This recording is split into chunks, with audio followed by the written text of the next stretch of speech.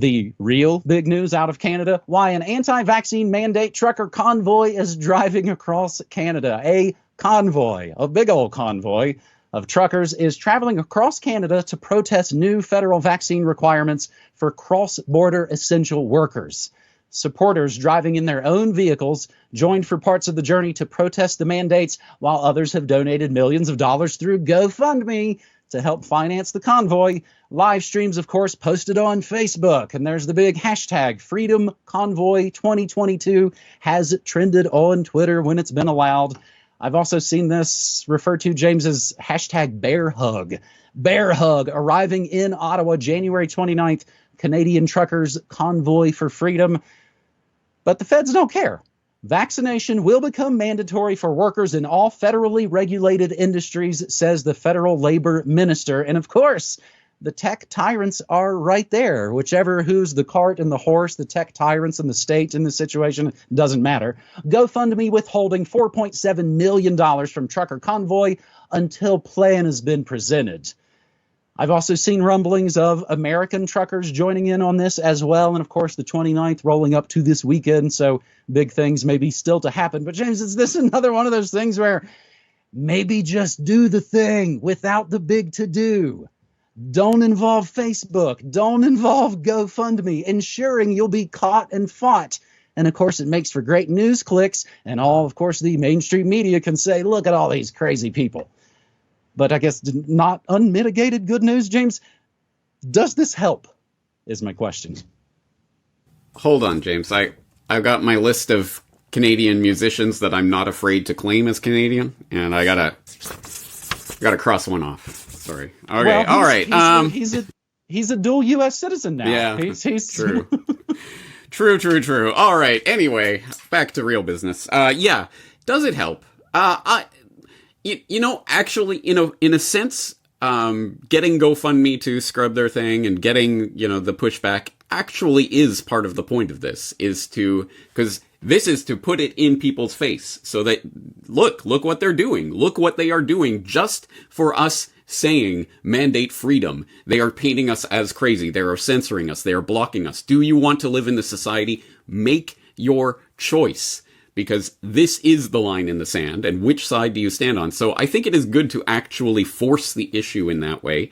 And yes, of course they're going to try to undermine this in any way they can. And I was just talking to my brother in Calgary yesterday, and he was saying he saw some coverage that was trying to paint this as a protest over road conditions, as opposed to what it is clearly about mandating freedom and obviously the vaccine mandates and all of that. Just hilarious. They'll try absolutely anything. But here's the latest that I could find hot off the news wires.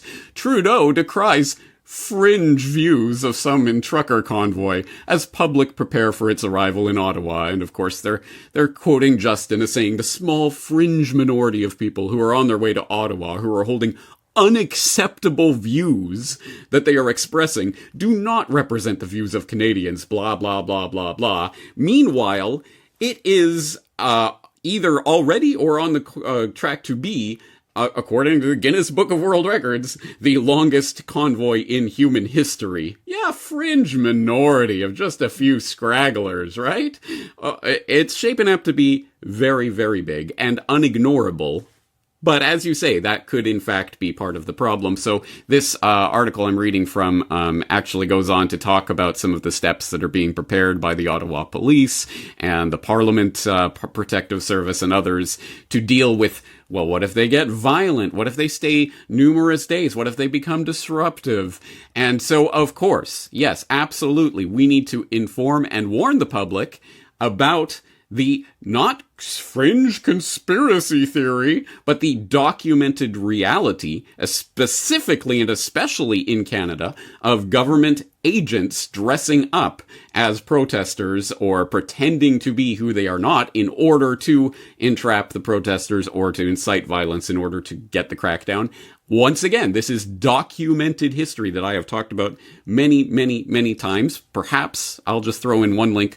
Police State Canada from the Macdonald Commission to the G20, which lays out quite a bunch of information in that regard back from 2011, where I did, of course, document and talk about the Montebello SPP protest from 2007, where the Sûreté du Québec, the Quebec Provincial Police, dressed up as protesters, rocks in their hands, threatening the police line until they were called out by the real protesters, dragged down to the ground and dragged across the police line. And of course, the picture was taken where, hey, look at that. The protesters are wearing the exact same issue boots as the police that are arresting them.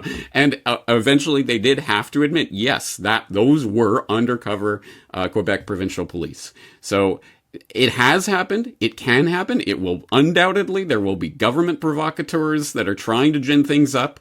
But we know what that is. We will call it out when we see it. The non-violent protest that is happening right now is not a small minority fringe. It is a huge and growing number of people. And we have to force this issue. And this is one way to do it. I don't think it's the way, but it is a way. And I think we should be pressing every button we can right now.